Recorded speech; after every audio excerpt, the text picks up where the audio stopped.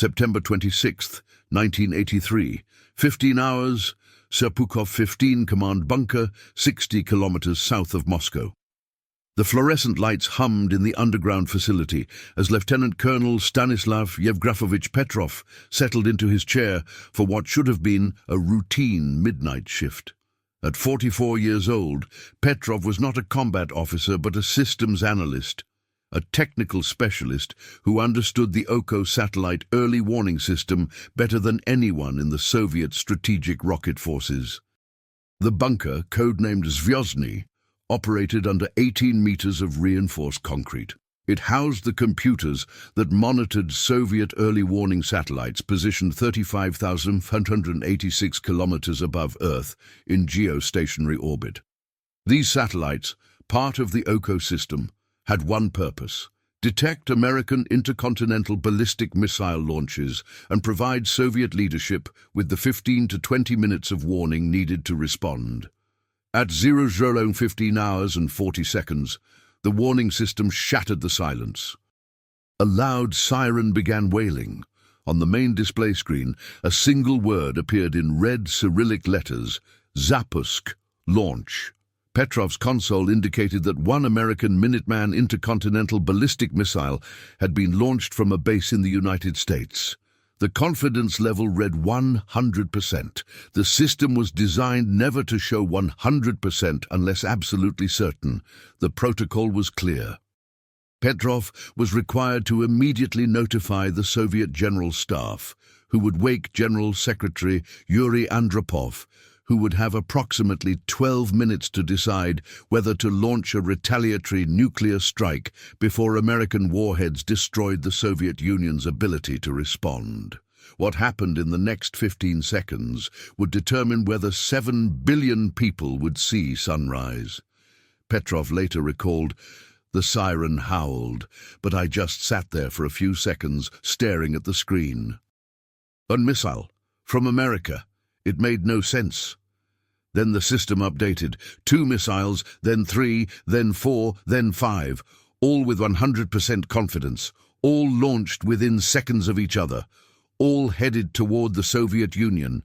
The computer demanded immediate action.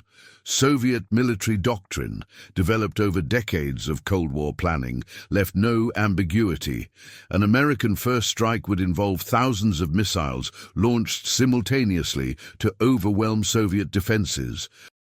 But the system showed 5 missiles, only 5.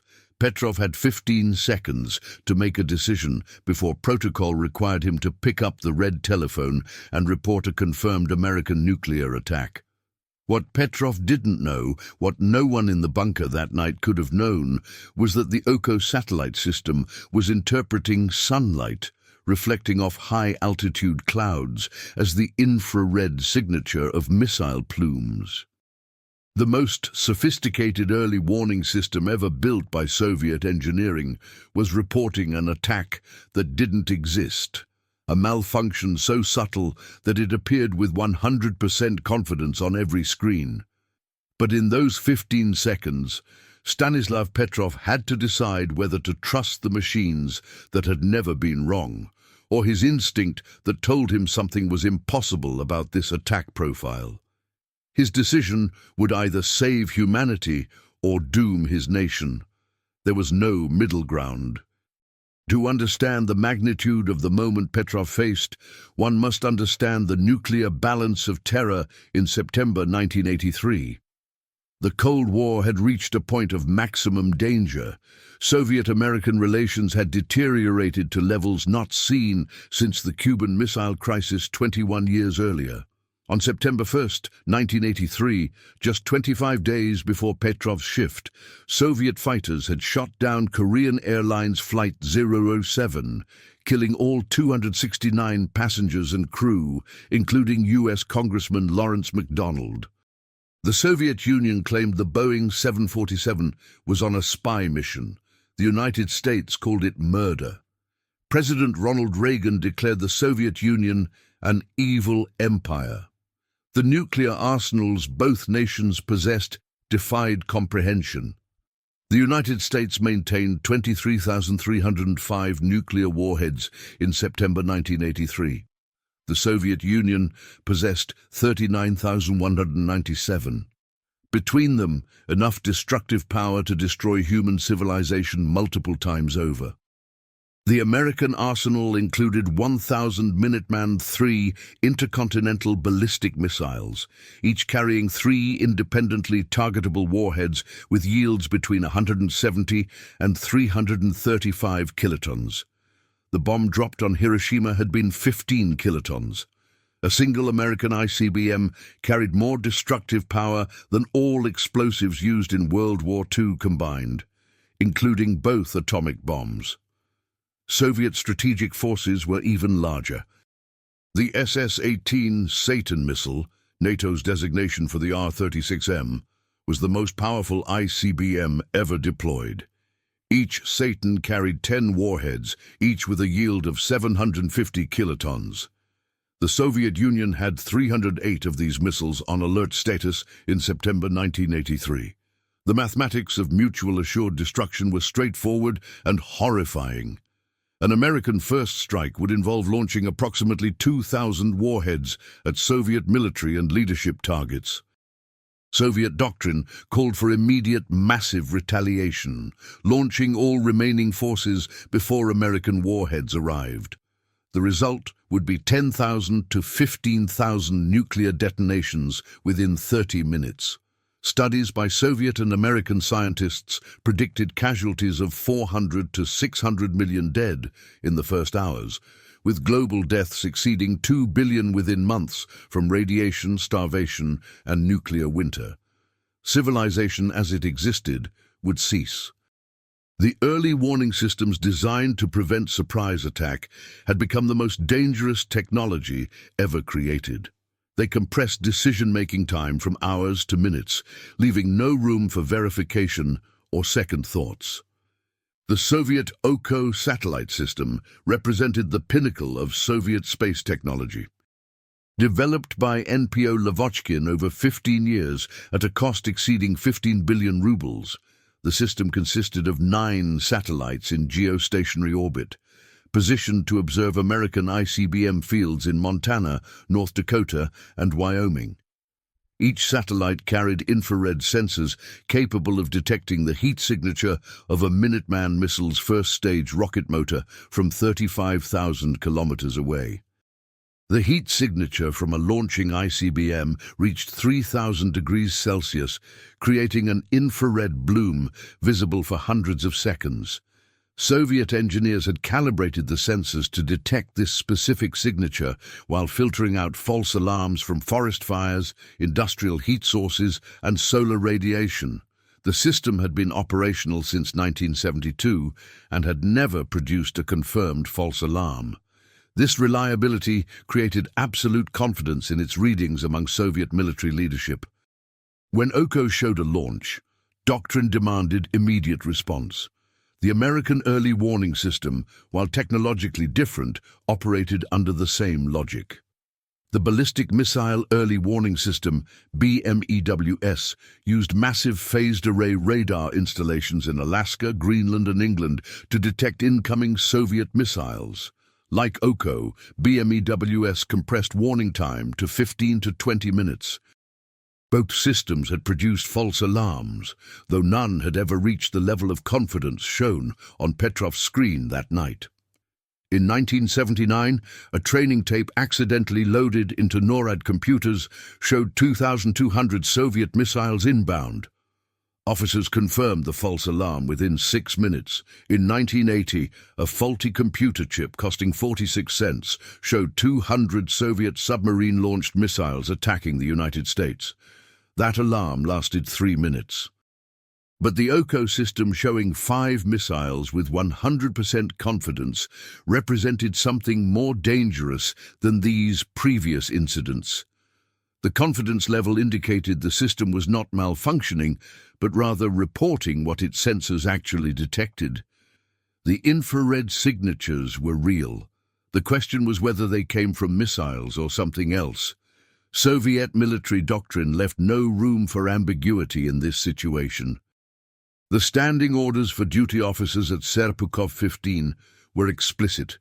Upon detection of missile launch, immediately notify the General Staff via the direct communication line. Do not delay. Do not attempt independent verification. Report confidence level and estimated time to impact. The protocol existed because seconds mattered. Soviet SS-18 missiles required 3 to 4 minutes of pre-launch preparation. American Minuteman III missiles could launch in 62 seconds. If Petrov delayed reporting while American missiles were actually inbound, the Soviet Union would lose its ability to respond. The General Staff would be vaporized in their bunkers before receiving warning. The entire Soviet strategic arsenal would be destroyed on the ground. This was the calculus of nuclear deterrence. Speed trumped accuracy.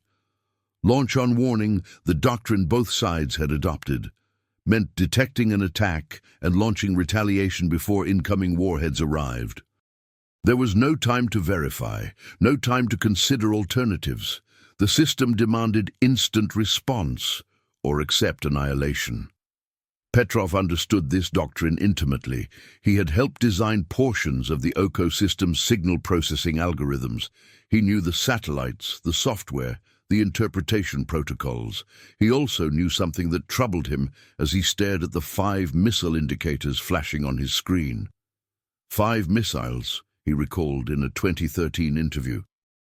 If the Americans were really attacking, would they send only 5? It made no military sense. A real first strike would involve hundreds, perhaps thousands of missiles launched simultaneously to overwhelm our defenses. But the system showed 100% confidence. The General Staff was waiting for his call. The protocol was unambiguous. Soviet military law made refusing to report a confirmed attack equivalent to treason in wartime, punishable by execution. Petrov had 15 seconds to decide whether 7 billion people would live or die. At 00:15 hours and 55 seconds, 15 seconds after the first alarm, Petrov made his decision. He picked up the phone to the General Staff, but instead of reporting a confirmed American attack, he said, "System malfunction, investigating." This violated every protocol. The duty officer at the General Staff, Colonel Valery Yarenich, who would later become one of Petrov's few defenders, immediately demanded confirmation. "What is the confidence level?" 100%, Petrov admitted, "but I assess it as a system error." "On what basis?" Yarenich asked, his voice rising. In the background, Petrov could hear alarms beginning to sound at General Staff headquarters. "On the basis that an American first strike would not consist of 5 missiles," Petrov responded, aware that he was staking his career, his freedom, and possibly his life on this assessment. The next 8 minutes represented the longest period of Petrov's life. The satellite continued tracking the 5 missiles. The system continued showing 100% confidence. The estimated time to impact continued counting down. At 00:18 hours, the first missile should have appeared on Soviet ground-based radar installations that covered the polar approaches to Soviet territory. Nothing appeared. At 00:20 hours, the missile should have been clearly visible to multiple radar installations. Still nothing. At 00:23 hours, the warheads should have begun their final descent toward their targets. The radars showed only empty sky. At 00:24 hours and 15 seconds, the OCO system updated. The missiles had disappeared. The attack that never existed had ended. Petrov's assessment had been correct. The system had malfunctioned in a way no one had predicted was possible. The immediate crisis had passed, but the investigation that followed would reveal how close humanity had come to annihilation that night. The malfunction that nearly caused World War III was both simple and subtle. Soviet engineers spent 3 weeks analyzing the OCO satellite data from September 26th before determining the cause. The satellite designated Cosmos 1382 had been in position over the Pacific Ocean, observing the American West Coast. As it crossed into the terminator zone, where Earth's night side meets the day side, sunlight at a specific angle reflected off high-altitude cirrus clouds at approximately 10,000 meters altitude. The infrared sensors, designed to detect 3,000-degree rocket plumes, had interpreted the reflected sunlight as 5 separate heat sources with the characteristic signature of Minuteman III first-stage motors. The specific atmospheric conditions that created this false reading occurred rarely, approximately once every 35,000 observation cycles. The OCO system had operated for 11 years without encountering these exact conditions. What made the false reading appear as 100% confidence was the system's design philosophy. Soviet engineers, terrified of missing a real attack, had calibrated the sensors to be hypersensitive. Any reading that matched the infrared signature of an ICBM launch was automatically classified as 100% confidence unless the ground-based radar tracking network contradicted it. The flaw was that the satellite early warning system and the ground-based radar network operated independently. The satellites were designed to provide 15 to 20 minutes of warning. The radars could only detect missiles once they rose above the radar horizon, approximately 5 to 7 minutes before impact. This gap existed by necessity. Missiles traveled too fast for radar to provide strategic warning. The protocol assumed that in the 8 to 13-minute gap between satellite detection and radar confirmation, Soviet leadership would have already launched retaliatory strikes. Launch on warning meant launching before confirmation, because waiting for confirmation meant accepting destruction. Petrov's decision to wait for radar confirmation violated this doctrine. If the missiles had been real, his hesitation would have doomed the Soviet Union. But the missiles weren't real, and his hesitation had saved the world. The official investigation conducted by the Soviet Strategic Rocket Forces reached conclusions that reflected the bureaucratic and political realities of the Soviet military system, rather than any objective assessment of Petrov's decision. The investigating officers noted that Petrov had violated protocol by failing to immediately report a confirmed attack. They also noted that his assessment had proven correct and had prevented an incorrect report to the General Staff. The recommendation was bureaucratic compromise. Petrov would receive neither commendation nor formal punishment. His action would not be officially acknowledged. He would remain at his post, but would be passed over for promotion. The incident would be classified at the highest level. For Petrov, personally, the aftermath was devastating. Colonel General Yuri Votintsev, commander of the Soviet Air Defense Forces, reprimanded Petrov for improper filing of paperwork during the incident. The real reason was political. If Petrov received recognition for preventing a false report, it would implicitly acknowledge that the OCO system, a prestigious Soviet technological achievement, was flawed.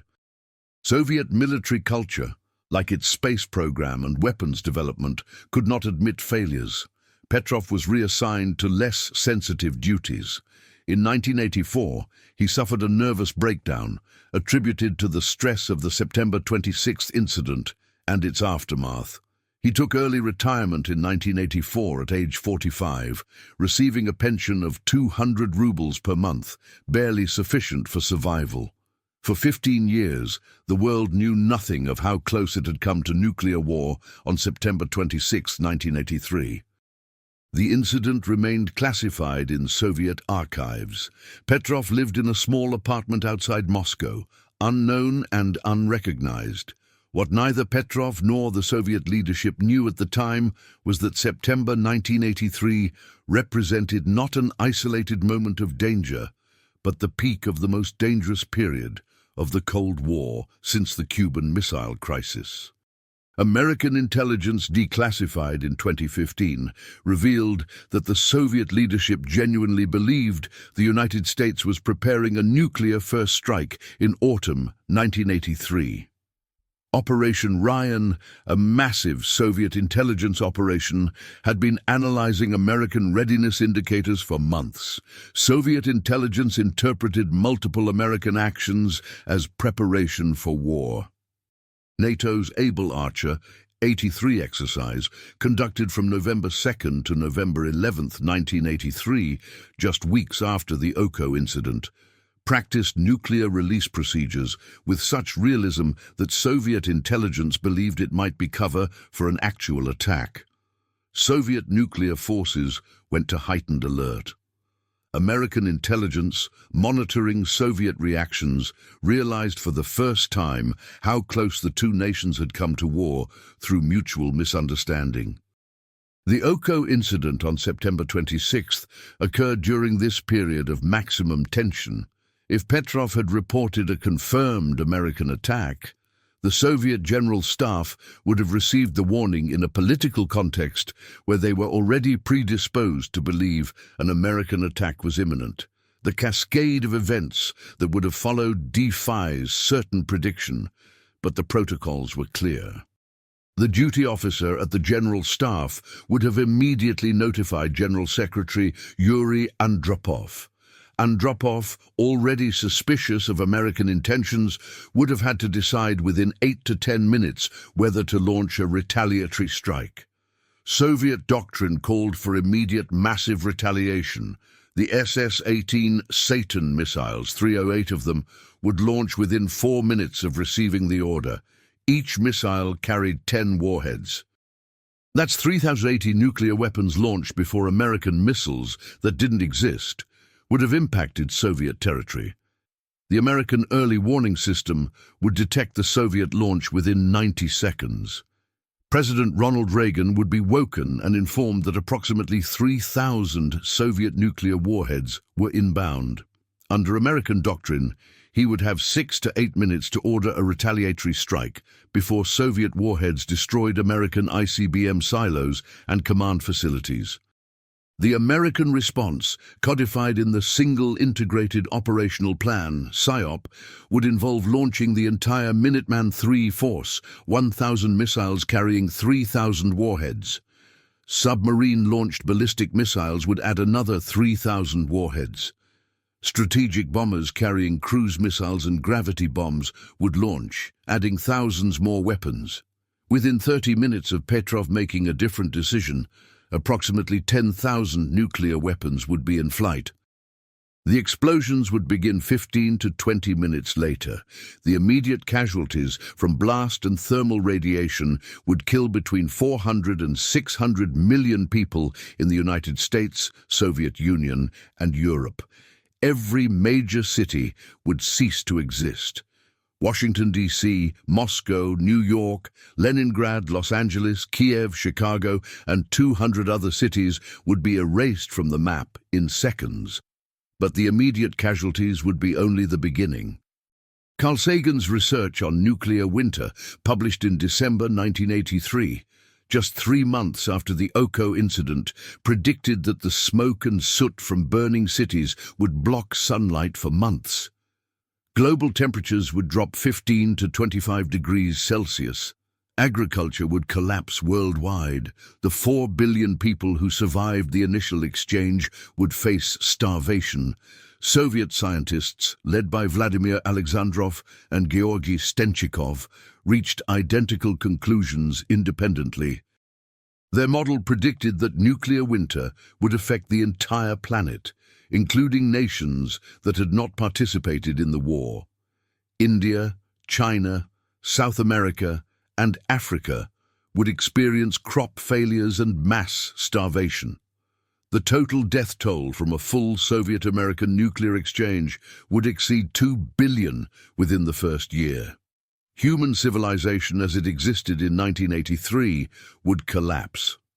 Whether humanity itself would survive remained an open question. This was the true scale of what Stanislav Petrov prevented with his 15-second decision to distrust the computer.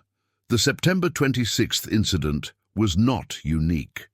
Declassified documents from both Soviet and American archives reveal that the world came close to accidental nuclear war multiple times during the Cold War, each incident highlighting the terrifying fragility of the systems designed to prevent nuclear war.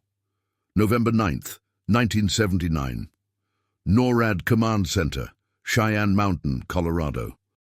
At 0232 hours, the command center displays showed 2,200 Soviet ICBMs and submarine-launched ballistic missiles incoming. The alert reached the National Military Command Center at the Pentagon within seconds. Nuclear bomber crews rushed to their aircraft. Missile crews in silos across the Great Plains went to launch readiness. 6 minutes into the crisis, an officer noticed an anomaly. The displays showed missiles launched from Soviet submarines that were not in positions to launch at the indicated targets. At the 8-minute mark, satellite early warning systems, which should have confirmed the massive launch, showed nothing. The cause?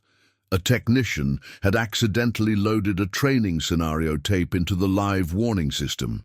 The tape simulated a massive Soviet attack for training purposes. When loaded into the operational system, it appeared as a real attack. The fail-safes that should have prevented this had been disabled during a maintenance procedure. June 3, 1980, NORAD Command Center. The displays showed 200 Soviet submarine-launched ballistic missiles inbound. Nuclear command centers went to full alert. The President's Airborne Command Post, a specially equipped Boeing 747, began engine start procedures. The alert lasted 3 minutes before confirmation systems showed no actual launches. The cause? A single integrated circuit chip costing 46 cents had failed in a computer that processed early warning data. The failed chip generated random signals that the processing system interpreted as multiple missile launches. The redundant systems that should have caught the error were undergoing software updates.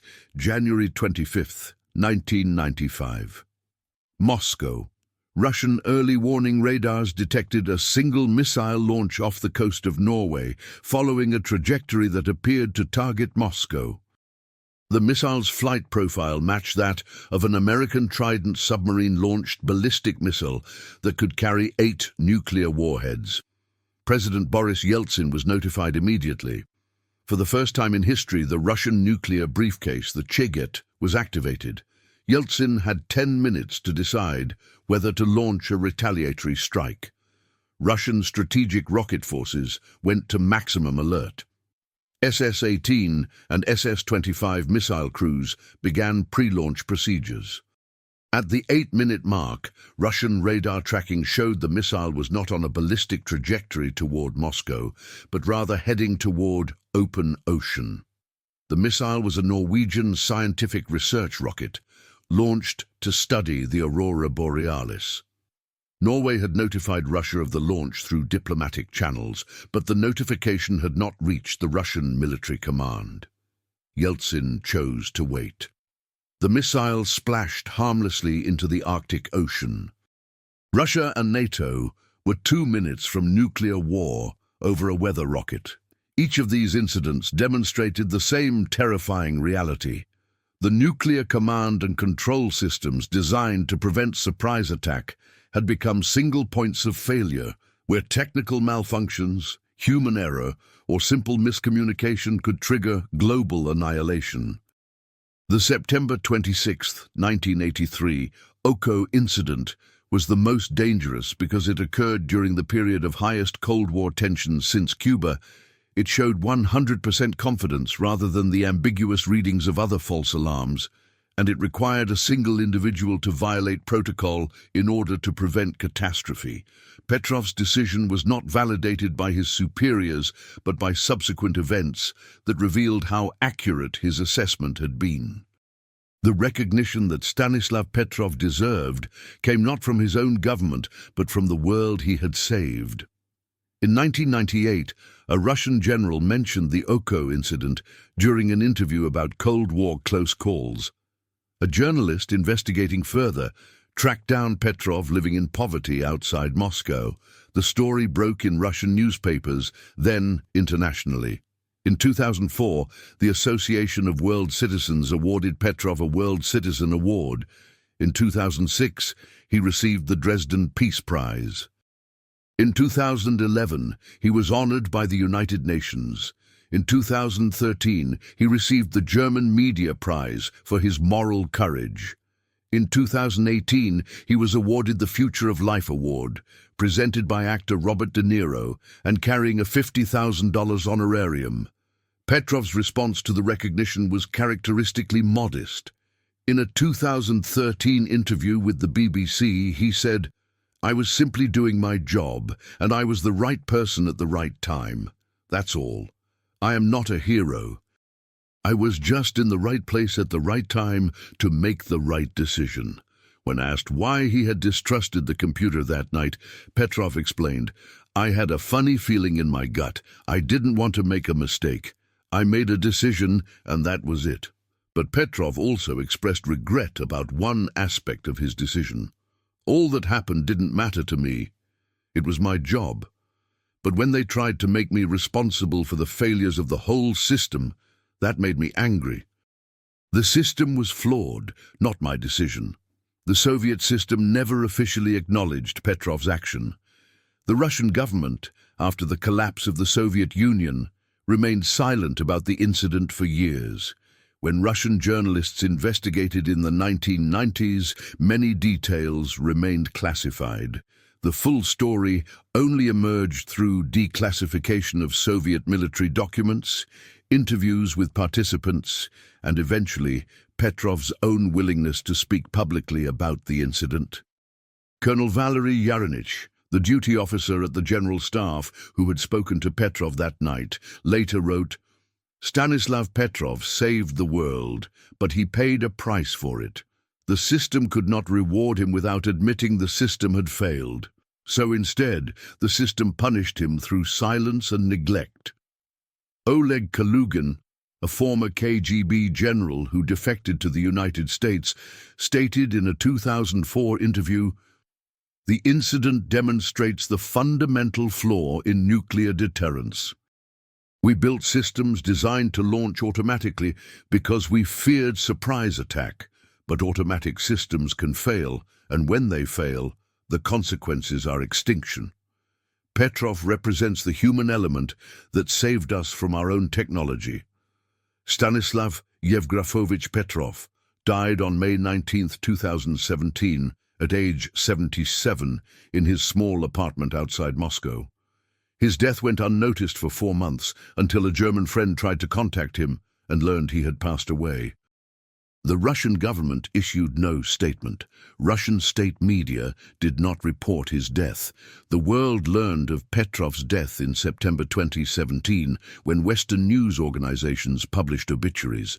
The New York Times headline read, "Stanislav Petrov, Soviet officer who helped avert nuclear war, dies at 77.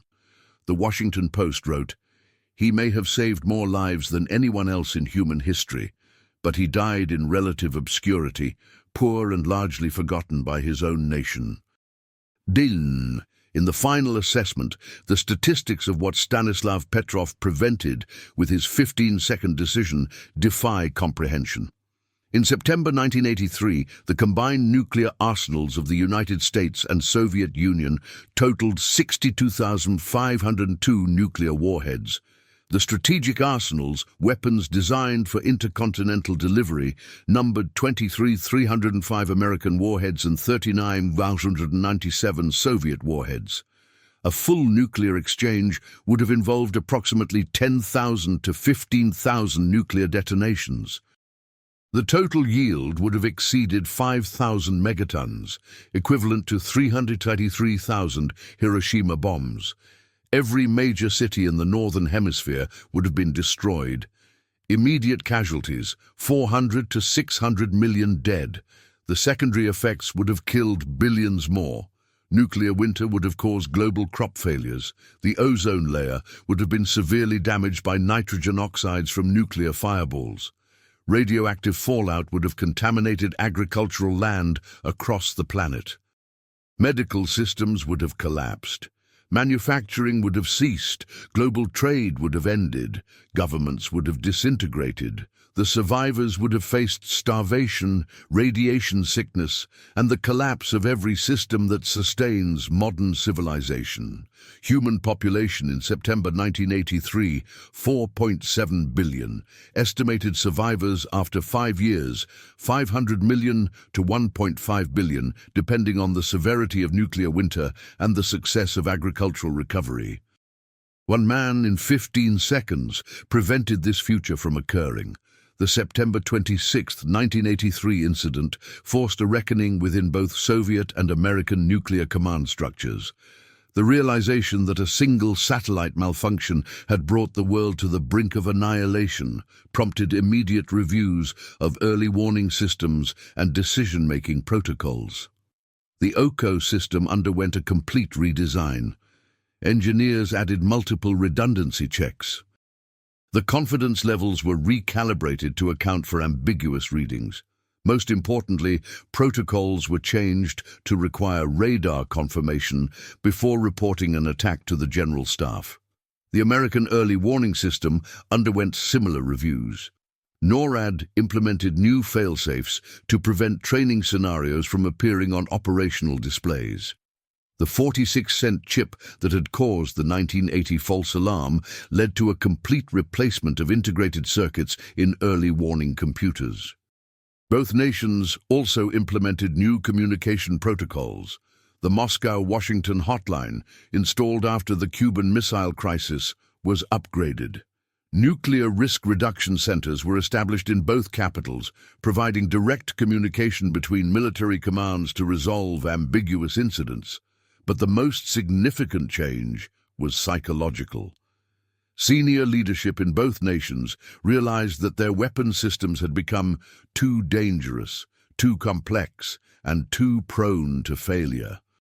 The march toward ever larger nuclear arsenals slowed, then reversed. In November 1983, weeks after the OCO incident, Soviet leadership analyzed American reactions during NATO's Able Archer exercise. They realized the United States had not been preparing for war, but conducting routine training. The intelligence operation Ryan was scaled back. The hair trigger alert status was reduced.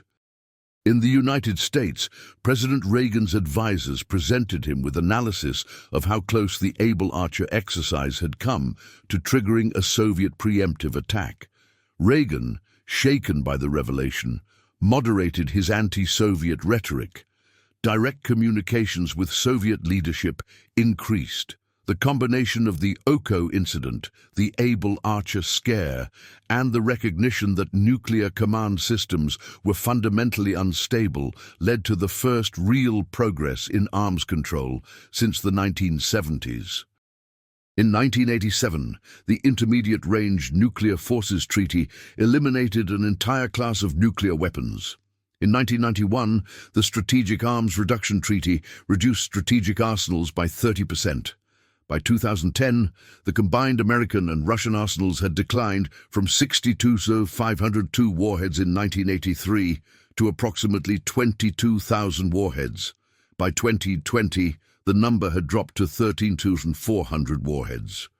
The reduction was not purely the result of the OCO incident, but historians agree that September 26, 1983, represented the moment when Soviet and American leadership finally confronted the reality that their nuclear arsenals had become existential threats, not just to their enemies, but to themselves.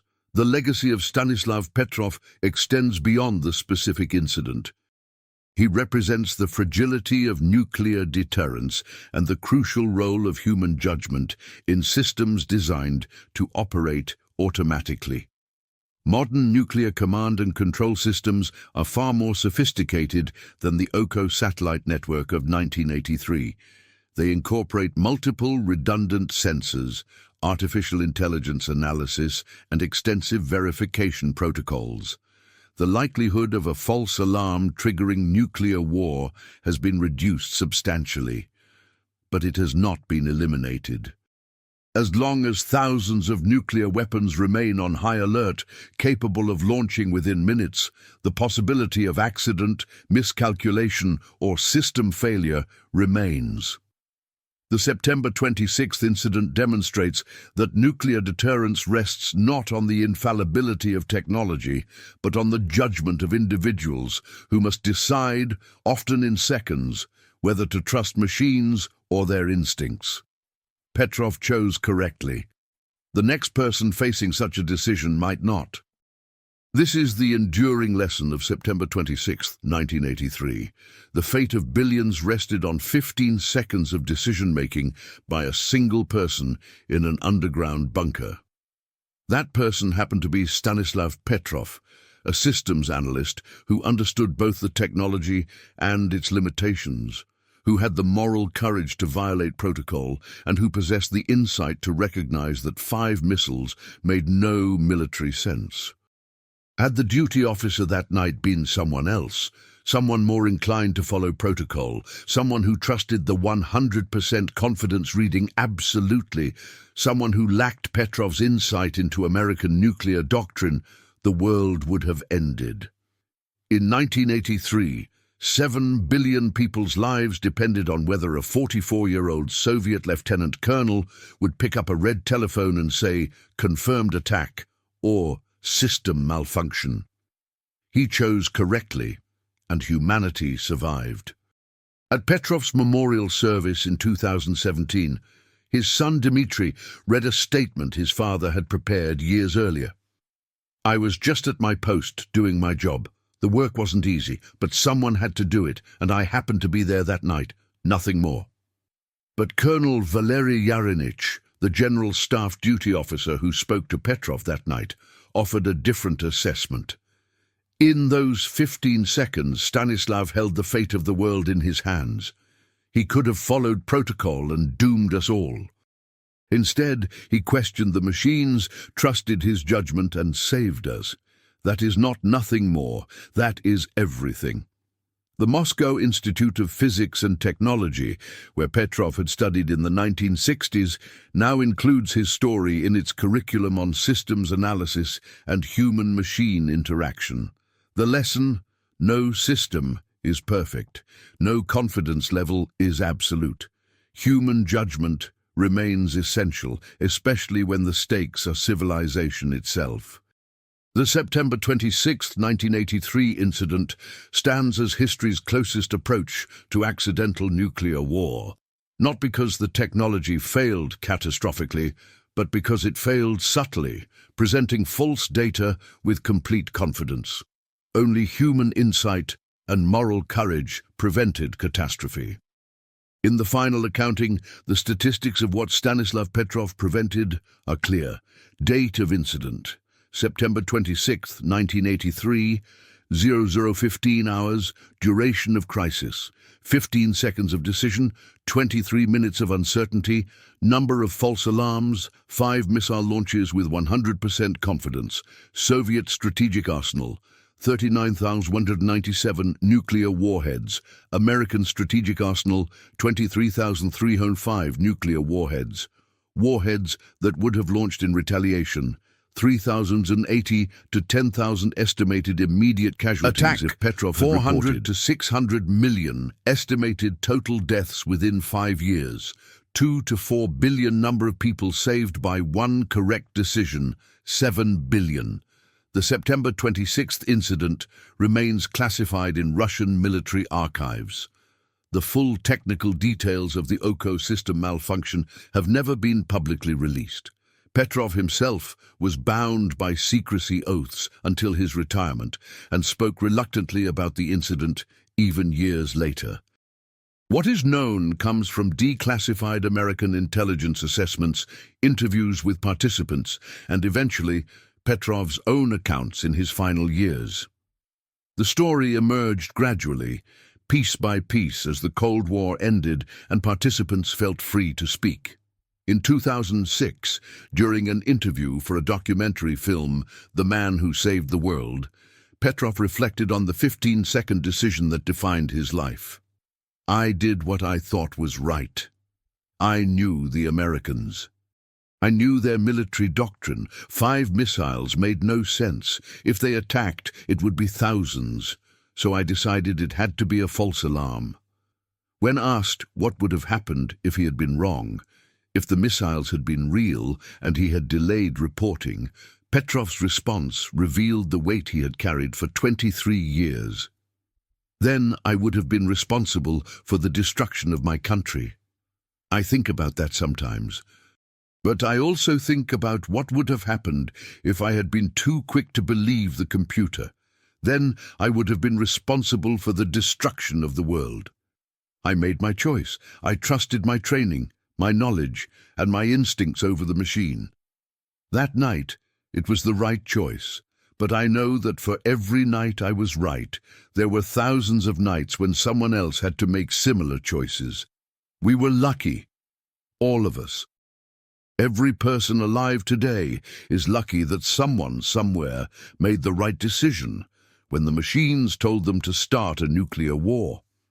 The former Soviet colonel's words carry particular weight in the modern era.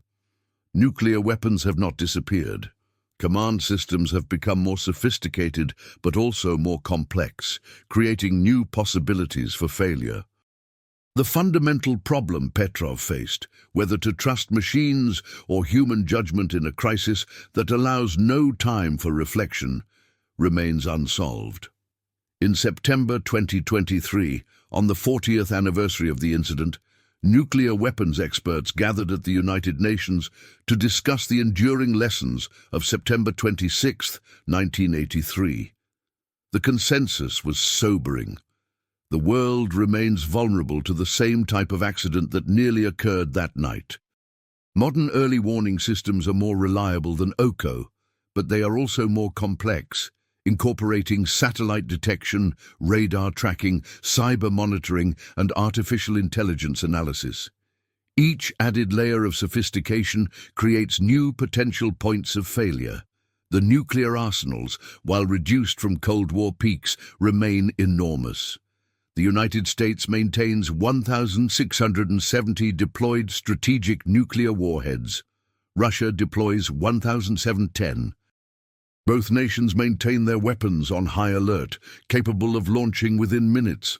The same 15-second decision that faced Petrov could face duty officers today. The experts concluded that the September 26th incident demonstrates the fundamental instability of nuclear deterrence based on launch-on-warning doctrine. As long as nuclear weapons remain ready for instant launch, the possibility of accidental war through system failure, miscalculation, or human error remains. Dr. Patricia Lewis, a nuclear weapons expert who has studied the Petrov incident extensively, summarized the enduring risk. Petrov saved the world through a combination of technical knowledge, psychological insight, and moral courage. But we cannot rely on being lucky enough to have the right person making the right decision every time. The only way to eliminate the risk of accidental nuclear war is to eliminate the hair-trigger alert status that makes such accidents possible. Stanislav Petrov would likely have agreed. In his final interview before his death, he was asked what lesson he hoped people would take from his story. That nuclear weapons should never exist. They are too dangerous. The systems we built to control them are too complex. The decisions required are too fast. Someday, someone will make the wrong choice, or a computer will fail in a way no one predicted, and it will be too late. I was lucky. I made the right decision. The next person might not be so lucky, or wise, or courageous, and then it will be over for all of us. On September 26, 1983, at 00:15 hours, Soviet Lieutenant Colonel Stanislav Yevgrafovich Petrov detected 5 incoming American missiles and realized he had 15 seconds to decide whether humanity would survive. He chose to distrust the machines that showed 100% confidence. He chose to believe that 5 missiles made no military sense. He chose to wait for confirmation that never came because the attack never existed. In those 15 seconds, he held 7 billion lives in his hands. He could have followed protocol and doomed civilization. Instead, he questioned the infallible computer and saved the world. The machines were wrong, the human was right, and civilization continued because one man in an underground bunker outside Moscow trusted his judgment over 100% confidence displays and made the correct decision in 15 seconds. The Soviet commander had detected 5 incoming missiles and realized he had 15 seconds to save humanity. He made the right choice. The world continued, and for 40 years, almost no one knew how close we had come to extinction. That is the story of September 26, 1983, the night the world almost ended because a computer saw missiles that didn't exist. The night humanity survived because a Soviet officer trusted his instincts over his orders. The night Stanislav Petrov saved 7 billion people with a 15-second decision. The red alarm screens that flashed launch at 00:15 hours have long since been replaced by more sophisticated systems. The underground bunker at Serpukhov 15 has been decommissioned. The Oko satellites that caused the crisis have been replaced by newer systems. But the fundamental question Petrov faced remains unanswered.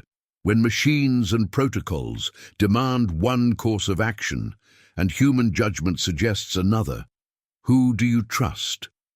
On September 26, 1983, the right person was in the right place at the right time and made the right decision. Humanity survived because of those 15 seconds. We may not be so fortunate next time.